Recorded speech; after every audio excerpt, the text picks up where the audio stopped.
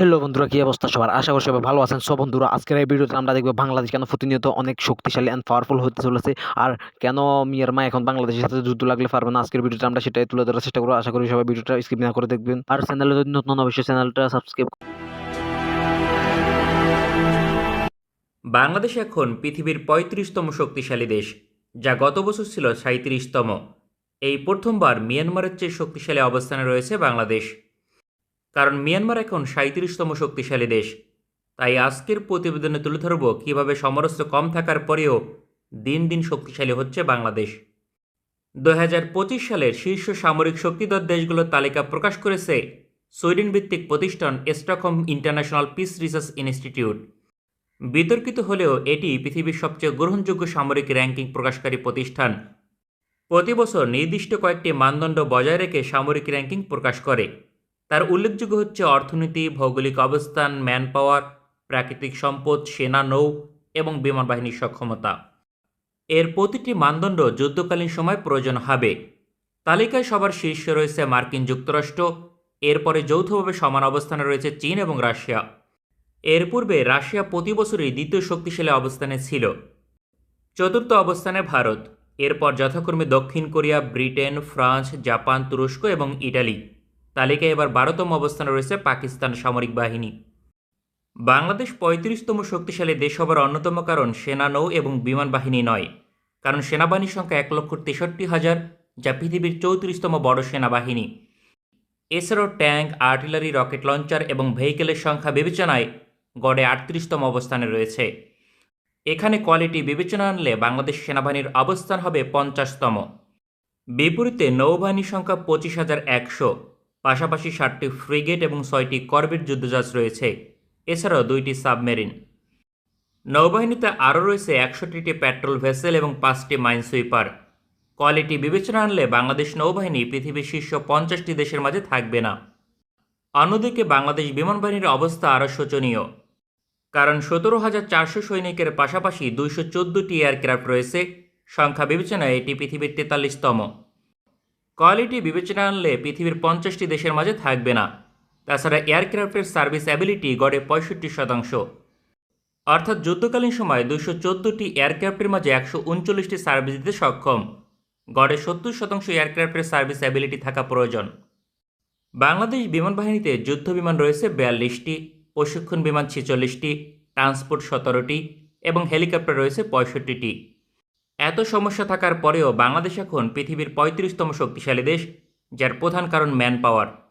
বাংলাদেশ পৃথিবীর ৮ম জনবহুল দেশ। এটি সামরিক ক্ষেত্রে খুবই গুরুত্বপূর্ণ একটি উপাদান, কারণ যুদ্ধ করতে সৈনিক প্রয়োজন। যত বেশি সৈনিক থাকবে ওই দেশকে যুদ্ধ করে জয়লাভ করা তত বেশি কঠিন। গ্লোবাল ফায়ার পাওয়ারের রিপোর্ট অনুযায়ী বাংলাদেশের আধা সামরিক বাহিনীর সংখ্যা ৬৮ লক্ষ, যা পৃথিবীর প্রথম অবস্থানে রয়েছে।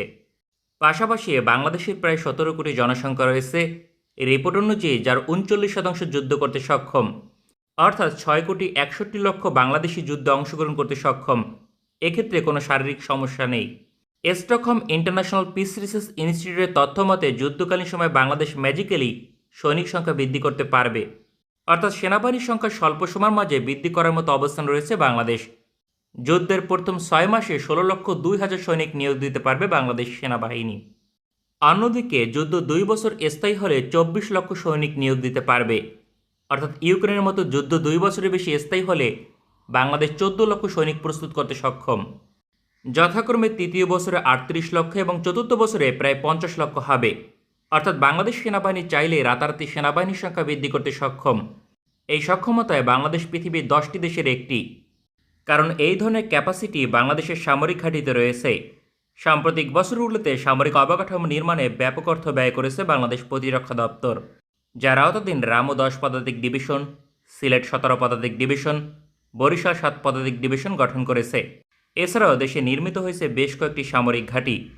ফলে বাংলাদেশ প্রতিরক্ষা দপ্তর চাইলে যুদ্ধকালীন সময় বড় সংখ্যক সৈনিক বৃদ্ধি করতে সক্ষম হবে। সুতরাং বাংলাদেশে কেন ভারতীয় আগ্রাসন সহজ নয়, এটি তার অন্যতম কারণ। কেননা ভারতীয় সেনাবাহিনী বাংলাদেশ দখল করতে আসলে বড় ধরনের মূল্য দিতে হবে। এছাড়াও ভৌগোলিক এবং অর্থনৈতিক কারণে মিয়ানমারের চেয়ে অনেকটা এগিয়ে রয়েছে বাংলাদেশের সামরিক শক্তি।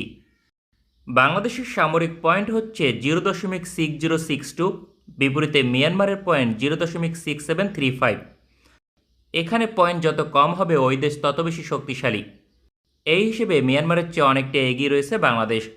তবে গ্লোবাল ফায়ার পাওয়ারের রিপোর্ট প্রকৃত সামরিক সক্ষমতাকে তুলে ধরতে পারে না, কারণ তাদের রিপোর্ট বহুল অংশে ডিফেন্সিভ মিশনে কার্যকর হলেও অফেন্সিভ মিশনে অকার্যকর।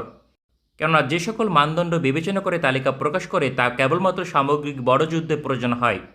যেমন বাংলাদেশের ডিফেন্সিভ শক্তি অনেক বেশি, তার প্রধান কারণ ম্যান পাওয়ার। বিপরীতে মিয়ানমার যদি তাদের আধুনিক সমরাস্ত্র ব্যবহার করে বাংলাদেশের উপর আক্রমণ করে, বাংলাদেশ তার সঠিক জবাব দিতে পারবে না, কারণ বাংলাদেশের নিকট ওই ধরনের সমরাস্ত্র নেই। তবে মিয়ানমার যদি বাংলাদেশের ভূখণ্ড দখলের চেষ্টা করে তবে ব্যর্থ হবে, কারণ ডিফেন্সিভ অবস্থানে বাংলাদেশ মিয়ানমারের চেয়ে অনেকটাই বেশি শক্তিশালী অবস্থানে রয়েছে।